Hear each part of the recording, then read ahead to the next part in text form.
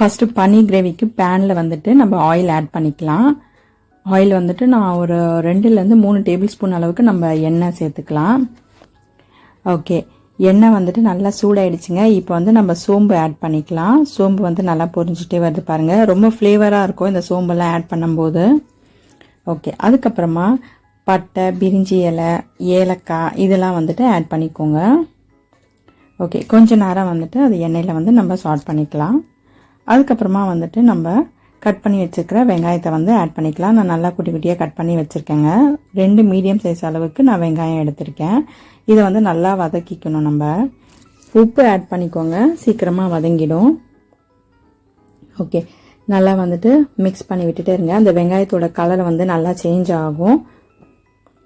அடுப்பை வந்து கொஞ்சம் மீடியம்லேயே வச்சுக்கோங்க. ரொம்ப ஃபுல்லாக வச்சுன்னா கருகிடும், வெங்காயம் கருகிடுங்க. அதனால தான். அதுக்கப்புறமா இஞ்சி பூண்டு விழுது ஆட் பண்ணிக்கலாம். நம்ம அந்த பச்சை வாசனையெல்லாம் நல்லா போகணுங்க. ரொம்ப ஈஸியாக அந்த பன்னீர் கிரேவி செஞ்சிடலாங்க. அதுக்கப்புறமா 2 மீடியம் சைஸ் அளவுக்கு நம்ம தக்காளி ஆட் பண்ணிக்கிறோம். அதையும் வந்து நல்லா மிக்ஸ் பண்ணி விட்டுங்க. நல்லா அந்த தக்காளியெல்லாம் வந்து நல்லா சாஃப்டாக வெந்துடணும்.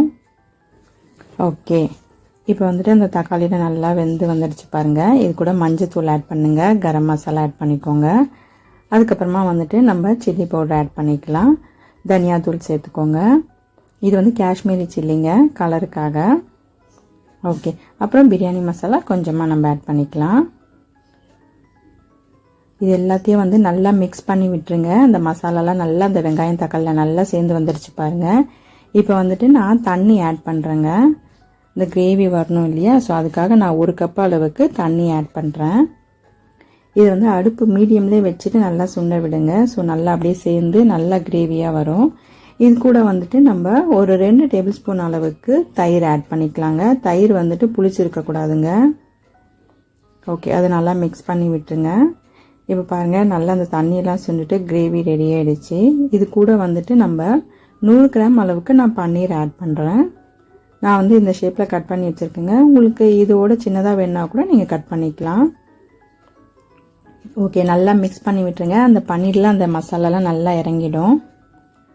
ஓகேங்க, இப்போ பாருங்கள் நல்லா சூப்பராக ரெடி ஆகிடுச்சு. இது கூட வந்துட்டு கசூரி மேத்தி வந்துட்டு கொஞ்சமாக எடுத்து இந்த மாதிரி நல்லா நசுக்கிட்டு மேலே தூவி விடுங்க. ஓகே, நல்லா சூப்பராக ரெடி ஆகிடுச்சு பாருங்கள். இது வந்து சப்பாத்தி, பூரி எல்லாத்துக்கும் ரொம்ப சூப்பராக இருக்குங்க. சூப்பரான பன்னீர் கிரேவி ரெடி.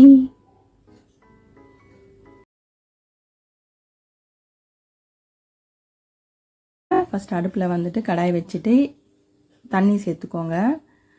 தண்ணியில் வந்து பார்த்திங்கன்னா இந்த பேபி கார்னை வந்து நம்ம ஆட் பண்ணிடலாம். நான் வந்து இந்த மாதிரி குட்டி குட்டியாக கட் பண்ணி வச்சுருக்கேன். ஏன்னா குழந்தைங்க சாப்பிடும்போது ஈஸியாக இருக்கும். இது வந்து 200 கிராம் அளவு நான் எடுத்திருக்கேங்க. அதை வாஷ் பண்ணிட்டு இந்த மாதிரி கட் பண்ணி எடுத்து தண்ணியில் போட்டுருங்க. ஸோ நல்லா வந்து நம்ம வேக வச்சு எடுத்துக்கலாம் ஃபஸ்ட்டே. ஓகே, அடுப்பு வந்து ஹைலியே இருக்கட்டும், அப்போ நல்லா வெந்து வரும் நம்மளுக்கு. இந்த தண்ணியை கூட வந்து நம்ம வேஸ்ட் பண்ண தேவையில்லைங்க. நம்ம கிரேவி பண்ணும்போது நம்ம யூஸ் பண்ணிக்கலாம். இப்போ பாருங்கள், நான் எடுத்து காட்டுறேன் உங்களுக்கு. நல்லா வெந்து இருக்கும். நம்ம கையில் வந்து நசுக்கி பார்க்கும்போது அது உடையணும். ஸோ அப்போ தான் வந்து நல்லா வெந்திருக்குன்னு அர்த்தம். இதை வந்து தனியாக வச்சுட்டு நம்ம கிரேவி பண்ண ஆரம்பிக்கலாங்க. கடாயில் வந்துட்டு பார்த்தீங்கன்னா 1.5 டேபிள் ஸ்பூன் அளவுக்கு நான் எண்ணெய் சேர்த்துருக்கேன். எண்ணெய் சூடான பிறகு சோம்பு சேர்த்துக்கோங்க. சோம்பு வந்து நல்லா பொரிஞ்சிட்டே வரும்போது இந்த மசாலாலாம் சேர்த்துக்கலாம். மராத்தி மொகு, பிரிஞ்சி இலை, அன்னாச்சி மொகு, லவங்கம் அதெல்லாம் சேர்த்துக்கலாம், ஏலக்காய். வெங்காயம் வந்து பார்த்திங்கன்னா 2 மீடியம் சைஸ் அளவு நான் வெங்காயம் எடுத்திருக்கேன். அப்புறம் இஞ்சி பூண்டு விழுது பார்த்திங்கன்னா ஒரு 2 டீஸ்பூன் அளவுக்கு எடுத்திருக்கேன். பச்சை மிளகாய் 2 சேர்த்துக்கோங்க.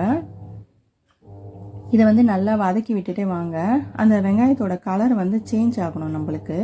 ஸோ அப்போ தான் கிரேவிக்கு வந்துட்டு நல்லாயிருக்கும். நீங்கள் வந்து பார்த்தீங்கன்னா அடுப்பை கொஞ்சம் மீடியமில் வச்சுருங்க. ஹையில் வச்சிங்கன்னா அடி பிடிச்சிரும். உப்பு சேர்த்துக்கோங்க, சீக்கிரமாக வதக்கிடலாம். இது ரொம்ப ஈஸியாக செஞ்சிடலாம் இந்த கிரேவியை நம்ம. இது கூட வந்து பார்த்தீங்கன்னா மஞ்சத்தூள் சேர்த்துக்கோங்க, சில்லி பவுட்ரு சேர்க்குறேன்னா. ஓகே, அதுக்கப்புறமா வந்து பார்த்தீங்கன்னா தனியாத்தூள் சேர்த்துக்கலாம் நம்ம.